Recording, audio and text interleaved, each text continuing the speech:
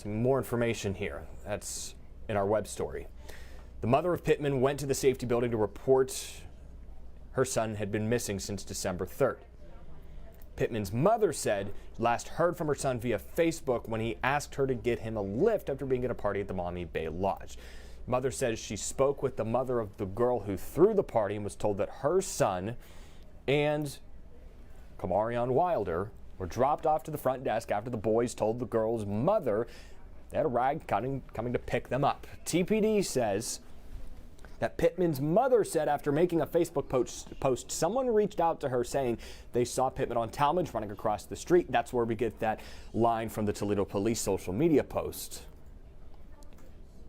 They saw them wearing black pants that had been ripped along with black shoes before Pittman got into a black SUV. Now, Pittman's mother stated her son hadn't done this before. When asked, told TPD her son didn't have any medical issues. Both of these teens are still missing. If you have any idea where they may be, have any information that could help in this investigation, call or text Crime Stoppers 419-255-1111. You can remain anonymous. All of these details spelled out on our website once again.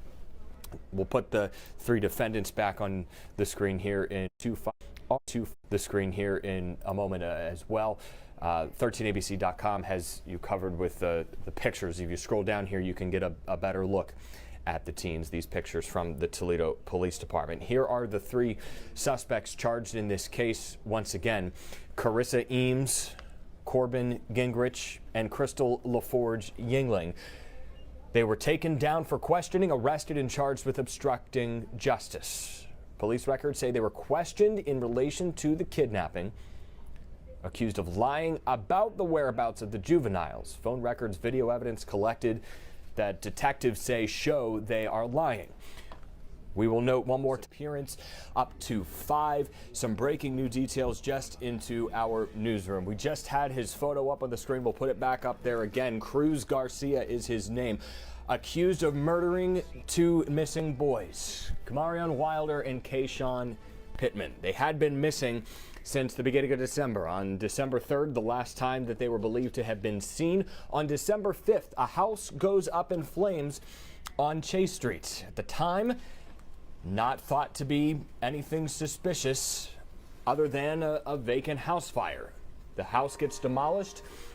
A couple weeks go by almost, and then yesterday, the FBI, the Ohio Bureau of Criminal Investigation, spend the day combing through the rubble at this home.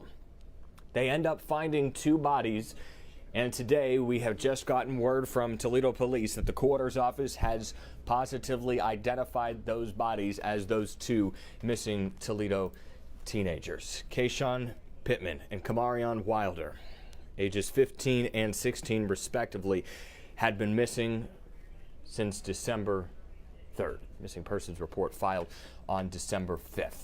Let's tell you what we know about the man now charged in connection to their murders. He is on the left side of your screen here, appeared in court earlier this evening, along with who police described as a female friend of his.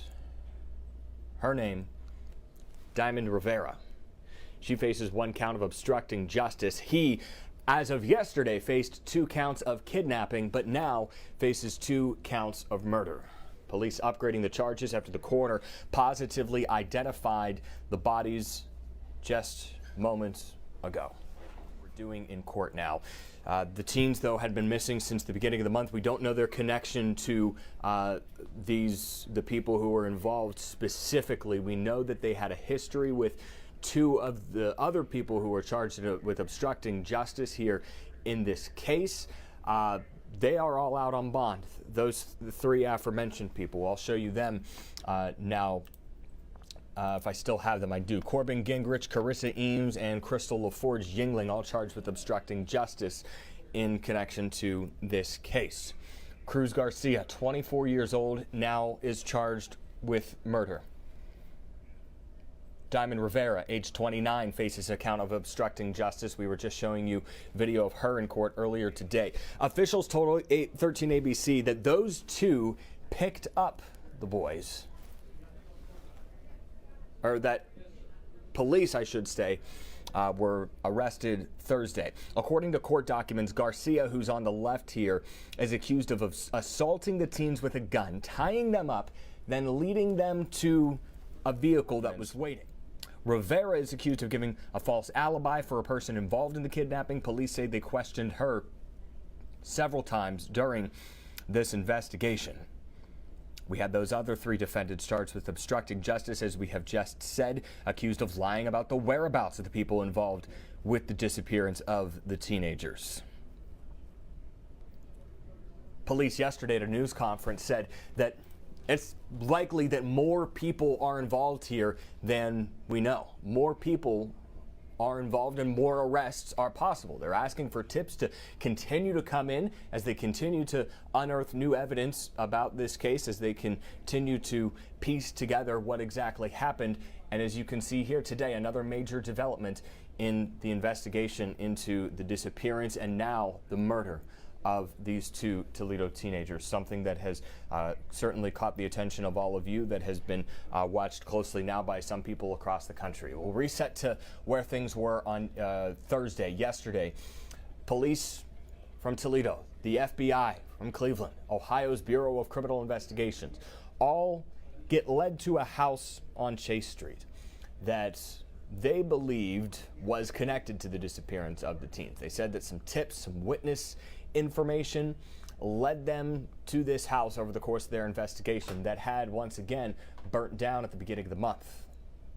Authorities spent much of the day yesterday, wrapping up before 11 o'clock p.m., combing through the rubble here, trying to figure out what had transpired on the night of December 5th, the early morning hours of December 5th, I should say. Toledo Fire and Rescue held a press conference earlier this morning to address the fire here that happened. But Toledo police going through with authorities yesterday. They had initially scheduled a news conference to take place this morning. Then they suddenly moved up the timing of that news conference to last night. So they have the news conference last night to announce that they did find 2 bodies in the rubble here, and now the coroner's office has identified the 2 bodies found in that rubble as those belonging to 16-year-old Kamarion Wilder and 15-year-old Kayshawn Pittman. Families of the 2 teens had been out watching what was happening yesterday on Chase Street. We're told that there's going to be a vigil later this evening to remember them. It's in the 3000 block of Chase Street. No further updates at this time, Toledo police tell us, other than Lucas County Coroner's Office has positively identified the bodies as Kamarion Wilder and Kayshawn Pittman. Still no word also if there will be more people implicated in this. At this time yesterday, we had 3 people that we knew of who faced obstruction of justice charges.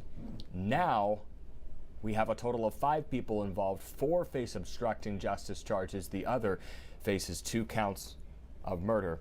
The other we were just telling you about, who appeared in court earlier today. Here are the other 3. This case continuing to unfold, the developments continuing to come in. Cruz Garcia is the man on the left side of your screen. The 24-year-old who is now charged with 2 counts of murder in connection to the deaths of Kamarion Wilder and Kayshawn Pittman. Much more to come on this as we continue to dig for more information about why police are charging Cruz Garcia with murder, any additional charges against any of the other 4 involved here. Questions that we will continue to ask.